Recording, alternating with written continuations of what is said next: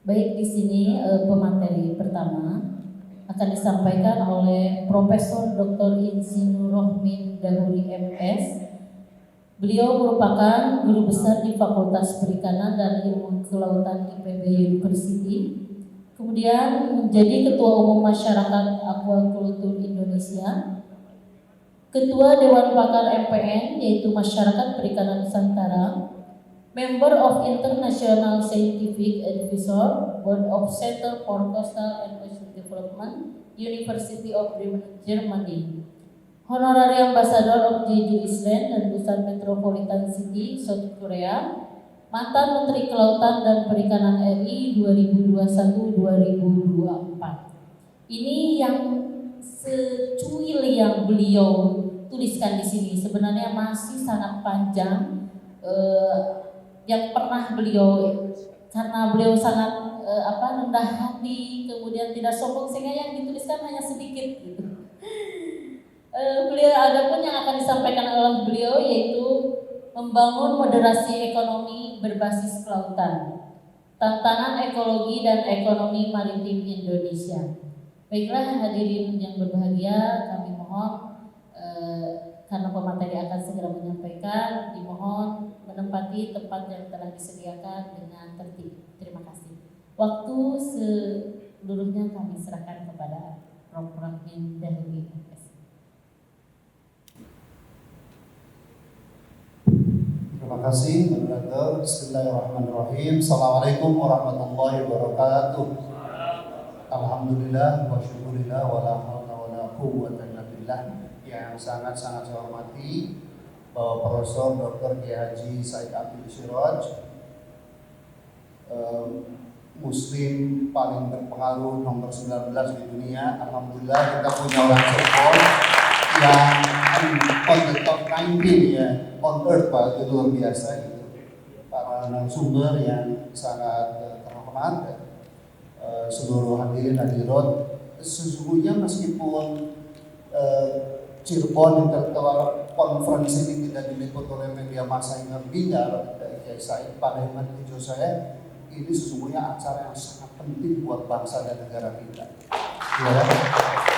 Kenapa? Karena memang syarat sebuah bangsa maju itu adalah soliditas atau persatuan dan kesatuan, dan soliditas persatuan is impossible, tidak mungkin without moderasi dan multiculturalism.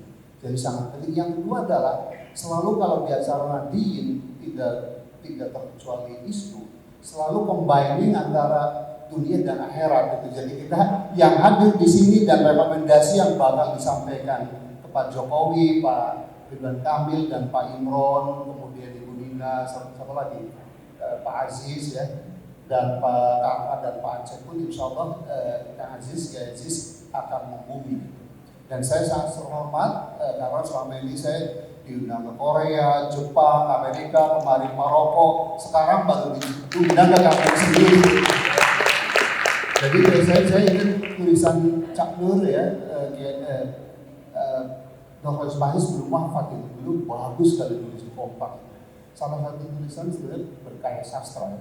Jadi orang negara berkembang tidak terkecuali Indonesia itu katanya terkenal tuh biasa ilmu dukun. Jadi terkenal tuh di luar kampungnya, kalau di kampungnya kurang terkenal gitu. Itu ilmu dukun. Nah saya pun orang yang sangat linier, jadi berbicara tadi motivasi ya, SD di Babakan, kemudian SMP SD di Bank, di kampung nelayan saya, bapak saya Pak Dahulu di Tauru, SMP di Babakan, SMA 2 Cirebon, IPB, S3 sama-sama Prof. Sahroni di Kanada, itu saya di East Coast, di Dalhousie, perguruan kelautan, beliau di PG, one of the best university dalam Islamic Affairs, saya kira di sana kita enak sekali. Nah, saya selalu teman timan tuh, saya satu saya berkanan, ketiga saya di Kanada soal kelautan. Nah, saya yakin bahwa NAWA itu atau ultimate goal, tujuan akhir isu dengan CIC-nya ini adalah bagaimana membuat Indonesia cepat maju, adil makmur dan berdaulat. Indonesia yang baldatun thayyibah wa ghafur ya. Oleh karena itu sebelum masuk soal ekonomi maritim, saya sebentar aja ya saya mengungkap mengenai status pembangunan kita setelah 77 tahun merdeka. Mari kita lihat slide berikutnya, Mas. Agak cepet ya di situ. Terus jadi alhamdulillah 77 tahun kita improving. Jadi kalau tahun 70 GSI yang miskin itu masih 60%, tahun 2019 sudah 9,2%, tetapi karena COVID sekarang kita naik 10% lagi. Lanjut. Nah, tetapi dan prestasi kedua bahwa Indonesia itu besaran ekonominya, hadirin, itu 1,2 triliun dolar Amerika. Itu menempatkan Indonesia, saya ekonomi ke-16 terbesar di dunia. Tetapi kalau 1,2 triliun US dollar itu dibagi dengan 276 juta orang, itu dapatnya 3.870 dolar per orang pendapatan Indonesia. Nah, upami diletakkan tentang itu klasifikasi negara-negara itu, ternyata saya kita tuh baru negara berpendapatan menengah bawah. Kalau cita-cita kita negara makmur itu pendapatannya minimal 12.695.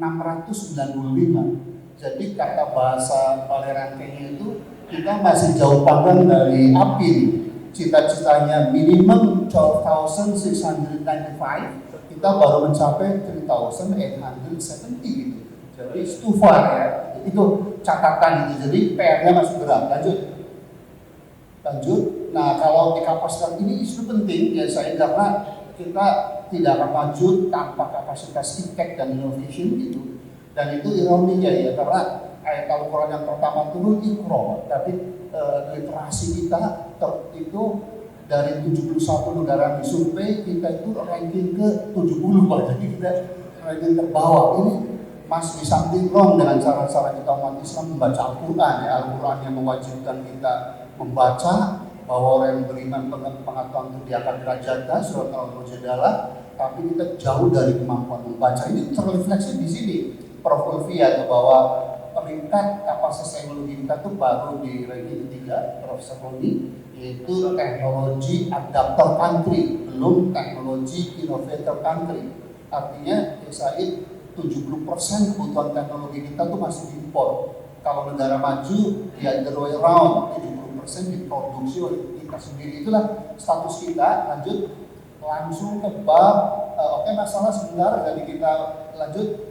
Kita punya masalah pertumbuhan ekonomi yang rendah, jadi KSI adalah udah rumus ekonomi baku, artinya udah ambil dalil ya, bahwa kalau dari negara menengah di negara maju, itu pertumbuhan ekonominya at least atau paling tidak harus 7% rata-rata per tahun dalam 10 tahun berturut-turut. Tahun 2014-2019 kita hanya tumbuh average rata-rata kayak 5%, jadi masih jauh juga. Lalu kita punya pengangguran, kemiskinan banyak, dan gizi buruk gitu. Lanjut. Nah, karena waktu ini datanya sudah ada semua di ADR. Nanti kan kita sama Dr. Sadul udah setuju ya, saya mau membentuk sekretariat untuk think tank isu di Cirebon ya, untuk mengkaji hal-hal strategis supaya kita memberikan rekomendasi kepada Pemda, kepada provinsi, kepada pemerintah pusat yang membumi gitu. Jadi karena waktu ini data penunjang aja bahwa ada kemiskinan dan pengangguran. Lanjut terus saja Mas. Langsung ke nah ini pertumbuhan ekonomi, ini kesenjangan yang mengerikan. Jadi kita karakteristik negara Indonesia itu dalam pertimbangan kain miskin terburuk ketiga di dunia. Itu pun lagi-lagi ironi buat kita umat Islam, Pak Dinda, karena kita kan nggak boleh kayak model korun menumpuk harta ya, tapi kita paling buruk tuh. Orang kaya 1% sama dengan kekayaannya itu hampir 50% kekayaan negara. That's very ironical menurut saya. Lanjut. Nah ini juga brutal sekali ini soal kesenjangan. Lanjut, kalau waktu teruskan.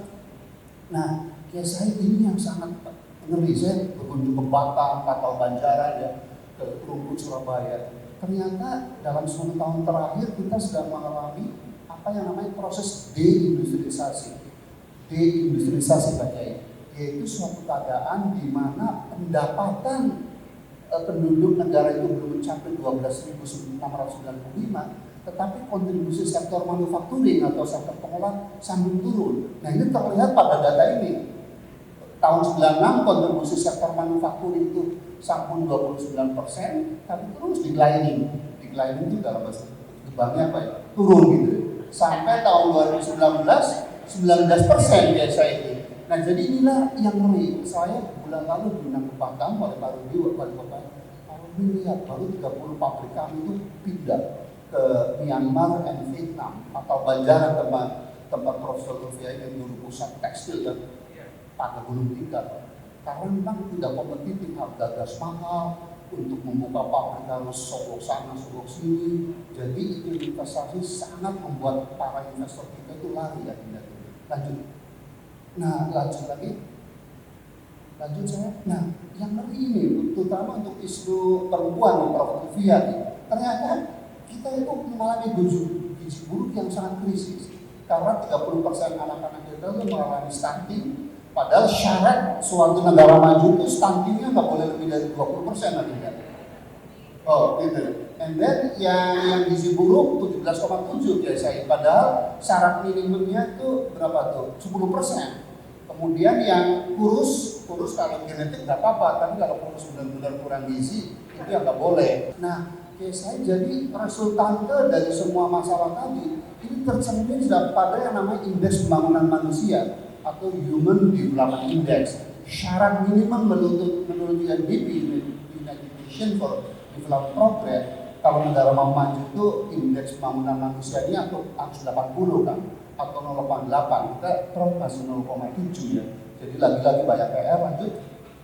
Nah sekarang pada yang mati saya bukan karena saya bidangnya kemaritiman, harusnya ekonomi kelautan itu menjadi solusi ya, nanti saya ceritakan. Dan saya ingat takdir Allah waktu saya secara mendadak diangkat jadi menteri oleh almarhum Presiden Kiai Haji Abdurrahman Wahid itu, saya tanya dulu Prof sebelum dilantik besoknya itu, dan beliau bilang, Mas Amin tahu nggak alasan saya angkat sampean jadi menteri dan jadi Sarwono itu bukan karena sampean akhir lautan, tapi sampean anak lain buta huruf dan cerita tahu kan? Jadi ya tepuk tangan loh. Ini justru yang kita silakan kalian bayangin. Nah cuma saya kagum dua hal sama Nirina itu. Pertama adalah kok bisa anak lain buta huruf kok dari SD, SMP di Babakan, SMA 2 Cirebon, IPB sampai dokter di Kanada kok juara 1 terus. Kenapa tuh? Karena makan ikan terus misalnya. Dan justru kan saya jadi kabur lagi tahun 95 saya dianugerahi dosen teladan nomor 1 terbaik seluruh Indonesia oleh Pak Harto.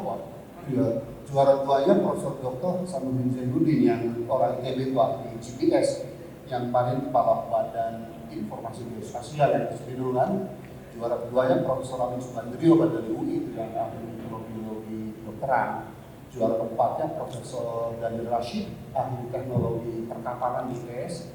Juara kelimanya ini alma mater Adina tuh Unpad Profesor Ganjar Kurnia. Jadi orang nelayan Cirebon yang lagi duduk ini karena Allah pernah juara 1 seluruh Indonesia gitu. Soal perkapalan ya. Jadi justru nah pesannya Mas Rompin, jadi jangan soal ekonomi makro aja, nanti bangun kelautan supaya bisa mesejahterakan nelayan dan seluruh masyarakat Indonesia. Karena itu saya berikan pom bensin nelayan, deposisi dulu Pak, cuma terlalu sebentar. 4,5 tahun tuh. Jadi corporate culture di sektor itu belum sempat saya bangun dan ganti lagi. Kayak saya dia supportnya kurang kenceng lagi. Lanjut. Ini ekonomi kelautan, terus. Nah, ini jadi definisi ekonomi kelautan. Pada dasarnya ada di situ ya, seluruh kegiatan ekonomi yang ada di laut maupun pesisir dan yang ada di hulu sungai pun kalau bahan bakunya dari laut itu masuk ekonomi kelautan biasa. Dan alhamdulillah, mohon maaf, nggak bermaksud ria, definisi kami itu dibuat oleh Profesor Juni Tildo, ahli ekonomi maritim dari Berkeley University. Jadi enak juga tuh sekali-kali orang Cirebon ngalahin orang Amerika kan. Lanjut. Nah, jadi setelah kami hitung di PB per Syahroni, seluruh nilai ekonomi kelautan itu 11 sektor itu potensinya itu sekitar 1,4 triliun US dollar per tahun. Jadi artinya 1,5 kali lipat dari ekonomi Indonesia saat ini biasanya. dan tenaga kerja yang insya Allah bisa kita bangkitkan itu sekitar 45 juta, artinya sekitar 30% of Indonesian working force atau angkatan kerja Indonesia. Tepuk tangan itu dari kelautan dan sayangnya kita baru memanfaatkan 20%-nya gitu ya. Jadi itu kalau dari kacamata positif ya saya artinya room for expansion atau ruang untuk membangun ekonomi maritim untuk kejayaan bangsa itu sesungguhnya masih terbuka lebar gitu di sini. Lanjut. Nah karena waktu ini detail sekali adik-adik ISNU ya, nanti saya dengan Dr. Sagun akan meramunya bagaimana menjadi visi pembangunan nasional ya. Kalau nggak diterima sekarang, insya Allah tahun 2024 siapapun presidennya dengan doa DSAI insya Allah bisa terima ini. Lanjut. Nah terus saja potensi karena waktunya kita lanjut ke bab ini. Ada bab masalah ya di situ, jadi saya taat azas kepada kalau ada masalah ekonomi saya tekankan ke waktu ya. Jadi langsung ke bab terakhir Mas Ridan ya, ke bab mengenai satu lagi nih, ini kayak saya Pak. Jadi menurut survei kami Profesor Roli, seluruh lahan pesisir Indonesia yang cocok untuk tambak udang itu sekitar 3 juta hektar. Kalau kita bangun di dalam 2 tahun itu 500.000 hektar aja, which is hanya 17% kan. Dan pengalaman kami bertambak kayak di Pantai Selatan Jawa, di Pantura itu rata-rata produktivitasnya 40 ton per hektar per tahun. Jadi kalau 500.000 kan kita bisa menghasilkan 20 juta ton. Kalau di kilogramkan kan menjadi 20 miliar. Nah karena harga udang sudah 15 tahun terakhir ini rata-rata $6 per kilo.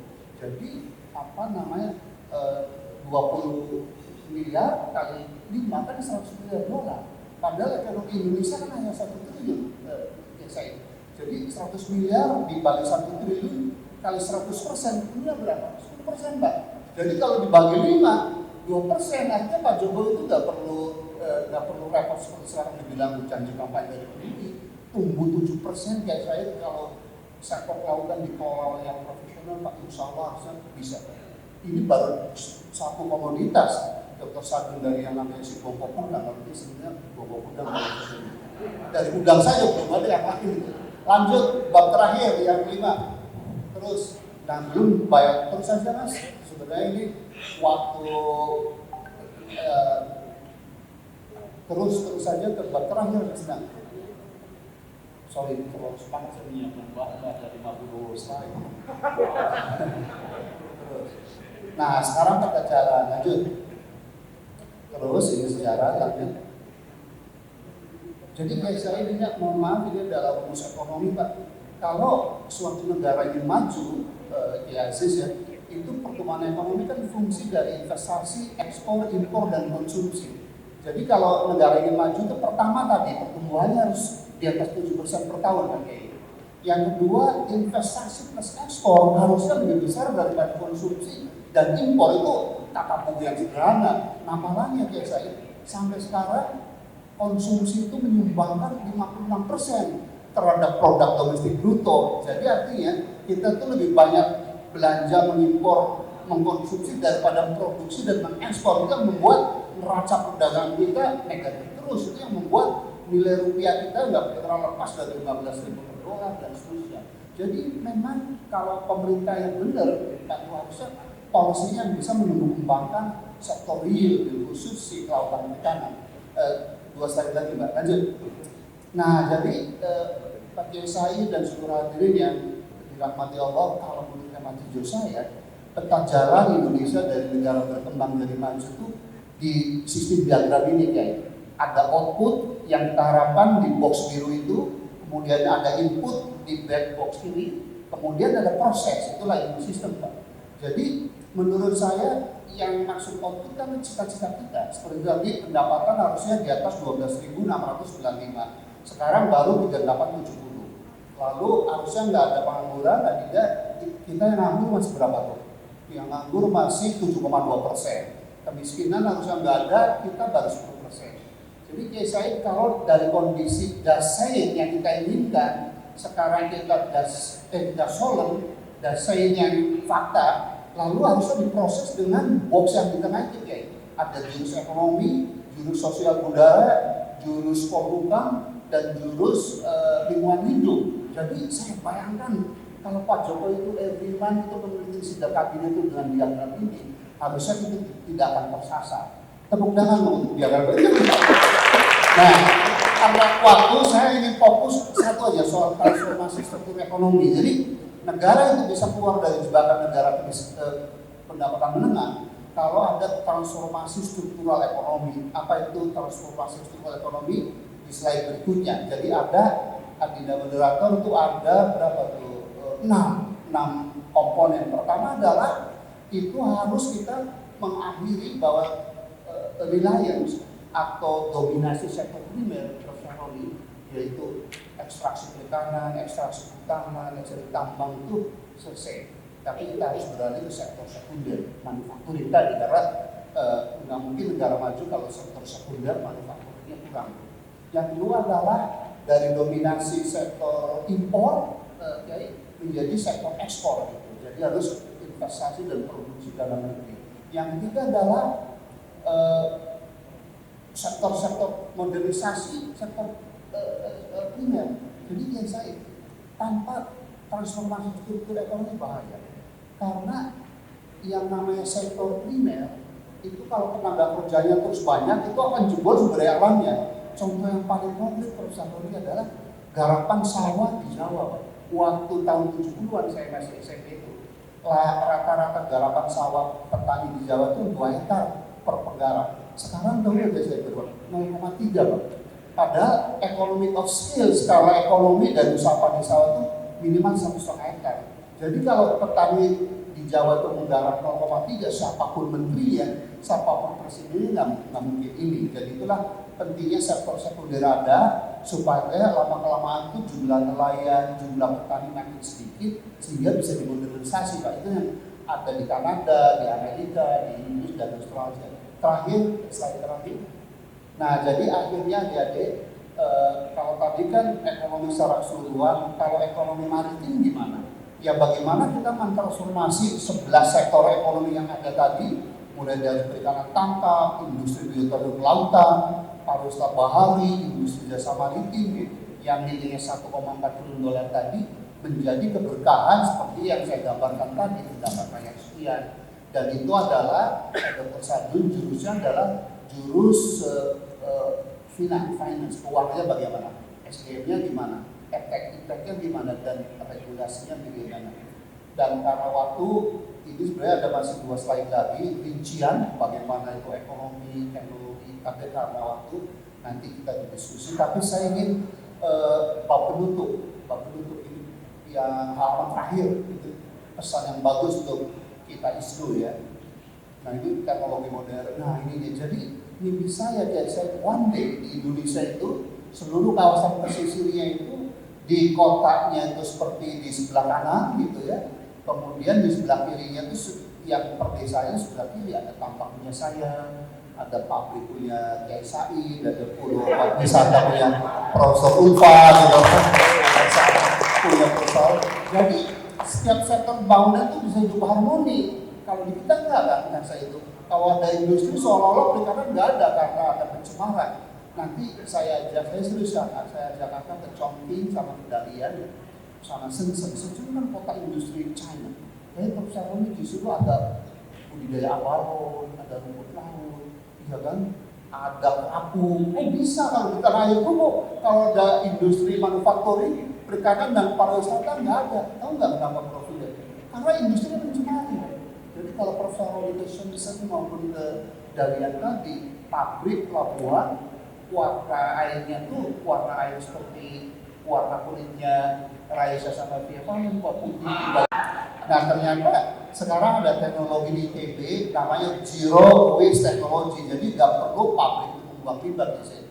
Jadi in other words, dengan perkara lain, industri manufakturing sektor di negara yang benar-benar mampu bisa berdampingan dengan sektor budidaya, bisa dengan pariwisata. Why? Because tidak ada waste, tidak ada limbah, dan tidak ada industri. Saya kira itu saja, mudah-mudahan kita diberkahi Allah. Assalamualaikum warahmatullahi wabarakatuh.